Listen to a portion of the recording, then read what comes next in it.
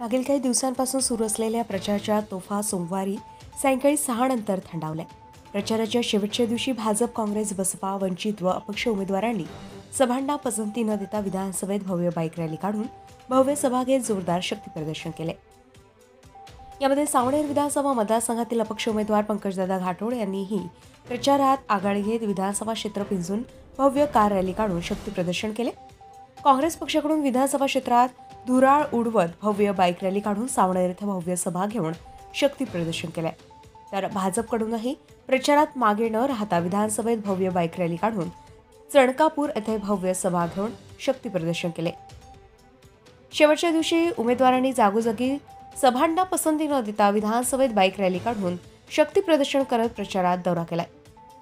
सावनेर विधानसभा मतदारसंघात घमासान निवडणुकीची रणधुमाळी आहे. महाविकास आघाडी काँग्रेस ई पक्षाकडून माजी मंत्री सुनील केदार यांच्या पत्नी सौ अनुजा सुनील केदार रिंगणात आहे. यावेळी केदारांना आपला गड राखण्यासाठी कसोशीचे प्रयत्न करावे लागत आहे. महायुतीचे भारतीय जनता पार्टीकडून माजी मंत्री रणजित देशमुख यांचे सुपुत्र डॉक्टर आशिष देशमुख मैदान मारण्यास सज्ज दिसून येत आहे.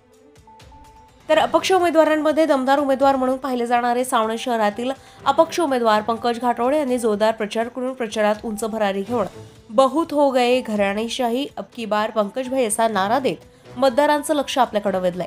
काँग्रेस पक्षाकडून उमेदवारी न मिळाल्याने काँग्रेसचे अमोल देशमुख अपक्ष उमेदवार म्हणून रिंगणात आहे. बहुजन समाज पार्टीकडून ताराबाई गौरकर मैदानात आहेत. सावनेर विधानसभा मतदारसंघात एकूण 18 उमेदवार निवडणुकीच्या रिंगणात असून आपले नशीब आजमावत आहेत. सर्व उमेदवारांनी संपूर्ण विधानसभा पिंजून काढली असून सोमवारला सायंकाळी निवडणूक प्रचाराच्या तोफा थंडावलाय. 20 तारखेला मतदान असल्याने आता बाजी कोण मारणार याकडे नागरिकांचं लक्ष लागलं. गजा महाराष्ट्र 24 न्यूज करिता किशोर गणवी, सावनेर, नागपूर. ताज्या घडामोडी आणि बातम्या जाणून घेण्यासाठी गरजा महाराष्ट्र 24 न्यूज या आपल्या यूट्यूब चॅनलला सबस्क्राईब करा आणि बेल आयकॉन दाबायला विसरू नका, जेणेकरून आपला व्हिडिओ आल्याची ताजी खबर तुम्हाला ताबडतोब मिळेल.